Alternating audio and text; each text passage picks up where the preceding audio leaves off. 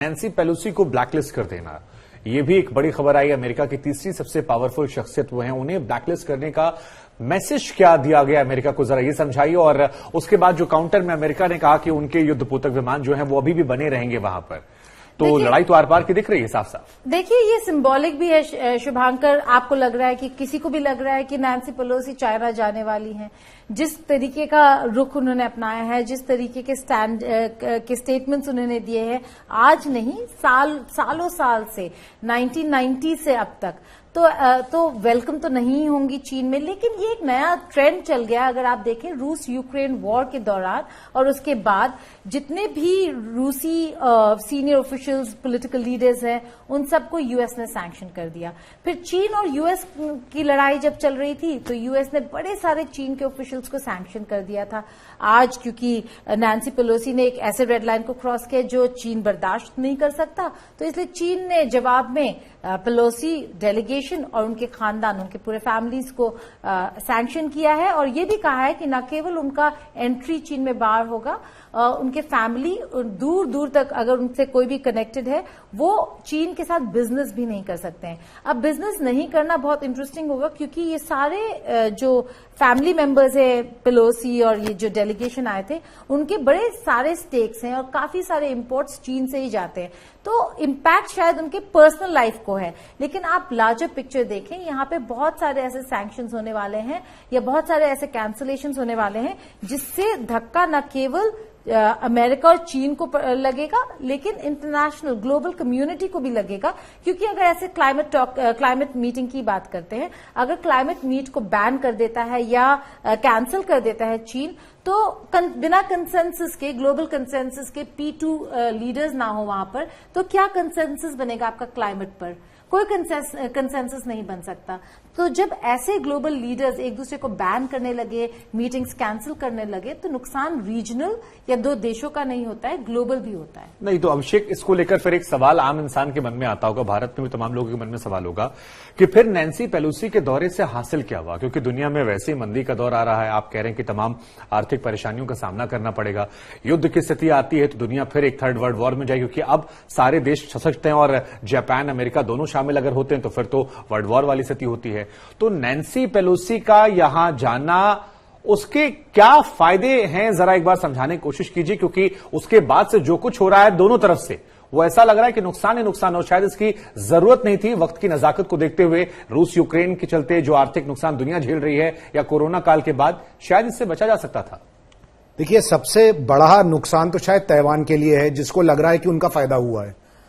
Taiwan को क्या फायदा मिला है इससे, इसका कोई जो है अभी तक एक्सप्लेनेशन कहीं से नहीं। सहयोगी गौरव सावंत कल कह रहे थे कि देखिए, वो बार बार आप ही शायद बहस हो रही थी कि बड़ी बहस हुई, और इस पर काफी बहस हुई थी, और उनका ये मानना था कि ताइवान को इससे फायदा हुआ, क्योंकि ताइवान की खबरें जो हैं अब दुनिया भर में प्रचारित हो गई हैं, अब उसे सुर्खियों की जरूरत नहीं पड़ रही है, उसका मामला ग्लोबल हो गया। अभिषेक, हम यही बता रहे थे गौरव को कि आपके और हमारे जैसे लोग जो फॉरेन पॉलिसी और डिफेंस को फॉलो करते हैं, वो जानते हैं कि ताइवान और चीन के बीच कितने सालों से कितने प्रॉब्लम्स हो रहे हैं।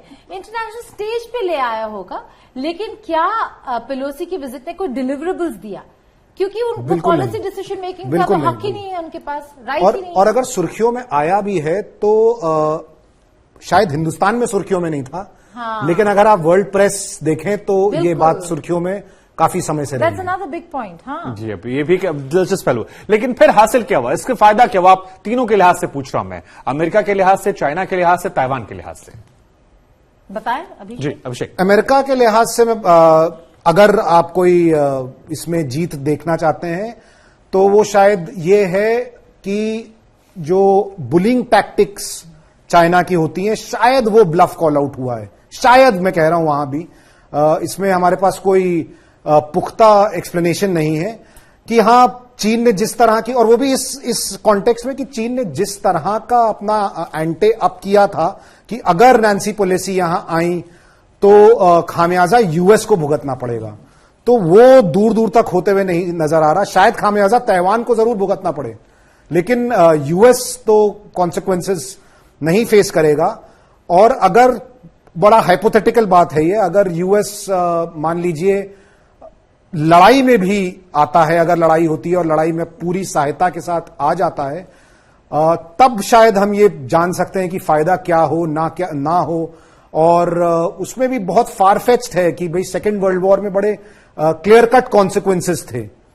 तो मान लीजिए अभी अगर ऐसा होता भी है, क्या पूरी दुनिया दो हिस्सों में बटेगी, दो एलाइज होंगे? बहुत से लोग सोच रहे हैं कि हिंदुस्तान की क्या रुख होने वाला है। अब देखिए, हिंदुस्तान के साथ चाइना के भले बड़े खटास भरे रिश्ते हुए हों हाल ही में, लेकिन फिर भी मैं आपको बता रहा हूं कि हिंदुस्तान में, भारत में ना पहले ना अभी ओपनली ये कहा जाता है कि चीन हमारा दुश्मन है। अगर आप फौजियों से भी बात करें तो वो एडवर्सरी टर्म यूज करते हैं, पाकिस्तान के लिए दुश्मन टर्म यूज होती है। और अभी हम बड़े क्रिटिकल स्टेज में है चीन के साथ। अभिषेक, हमारे 16 राउंड्स ऑफ टॉक हो चुके हैं। हम चाहते हैं चीन हमारे फ्रिक्शन पॉइंट से पीछे हटे। तो इस स्टेज में चीन को राइल करना भारत के तो एडवांटेज नहीं। तो फिर गीता, मेरा फिर आपसे एक सवाल, मुझे अटल बिहारी वाजपेयी साहब की एक बात याद आ गई कि अपने पड़ोसी नहीं बदल सकते हैं। पड़ोसी चीन हमारा है, बॉर्डर एरियाज हमारे हैं, डिस्प्यूट्स हमारे हैं, और अमेरिका के नहीं। और मुझे वो भी बयान याद है कि जब एस जयशंकर साहब से कहा गया था कि जब चीन आपको परेशान करेगा तो हम नहीं आएंगे, तो उन्होंने कहा रूस वाले मामले पे, यूक्रेन पे, तो उन्होंने कहा देखिए आप ऑलरेडी नहीं आए थे, हम खुद ही हैंडल कर रहे हैं उस मामले को। और वो करेंगे क्या? अभी चल ही रहा है, आपने अब क्या किया? उन्होंने ये तो ऐसे में अब भारत के लिहाज से अगर जो दर्शक हमें देख रहा है उससे आप समझाइए कि भारत इस पूरी स्थिति में कहां पर है, क्योंकि रूस हमारा दोस्त है, अमेरिका हमारा नया अलायंस है, रूस ने चीन को समर्थन कर दिया है, और चीन के साथ डिस्प्यूट के बावजूद आज के दौर में व्यापार हमारा सबसे उच्च स्तर पर चल रहा है, बातचीत 16 राउंड की आप खुद बता रही हैं। तो भारत इस सबके बीच में कहां पर है? देखिए, एक बहुत इंपॉर्टेंट एस्पेक्ट है कि कहीं एक स्टेटमेंट से शुरू करती हूँ। 2 दिन पहले ज़ेलेंस्की ने एक स्टेटमेंट दिया था जहां पे उन्होंने कहा कि ये जो टेंशन्स है और इस विजिट से चीन और करीब जा रहा है रूस के। तो नुकसान किसको है? अभी आप रूस और यूक्रेन का वॉर खत्म नहीं कर पाए हैं। अगर रूस चीन साथ, जब तक ये इंसिडेंट नहीं हुआ था, चीन थोड़ा डिस्टेंस था रूस से। उन्होंने डिस्टेंस मेंटेन इसलिए किया था क्योंकि इन्वेजन तो इन्वेजन ही होता है, इसलिए उन्होंने थोड़ा डिस्टेंस मेंटेन किया था। लेकिन फिर भी सपोर्ट कर रहे थे, यूएनएससी मीटिंग्स में अगेंस्ट वोट करते थे कोई भी यूएस के मूव को काउंटर करने के लिए रूस के साथ खड़े थे, लेकिन ओपनली नहीं बोलते थे। जब ये टेंशन शुरू हुए, इमीडिएटली रूस ने सबसे पहला क्या किया? उन्होंने इमीडिएटली एक स्टेटमेंट जारी किया जहां पे उन्होंने कहा हम चीन के साथ खड़े हैं। अब चीन क्या रूस के साथ नहीं खड़ा होगा? तो चीन ने भी स्टेटमेंट दे दिया कि हम रूस के साथ खड़े हैं। ज़ेलेंस्की को अब परेशानी है क्योंकि ज़ेलेंस्की के लिए चीन इंपॉर्टेंट है, it's an important P5 country. तो भारत के लिहाज से भारत को समझ आ रहा है कि जब मुसीबतें आती है आपके साथ कोई नहीं खड़ा होगा, आपकी लड़ाई आपकी अपनी है। चीन, जैसे अभिषेक ने कहा, बिल्कुल सही, हम उसे एनिमी स्टेट नहीं बोलते हैं, अभी भी निगोशिएट कर रहे हैं। इनफैक्ट हमारा ट्रेड इस दौरान कोविड के बाद बहुत ज्यादा बढ़ा है चीन के साथ। क्यों? बॉयकॉट्स की बात की थी हमने उससे पहले,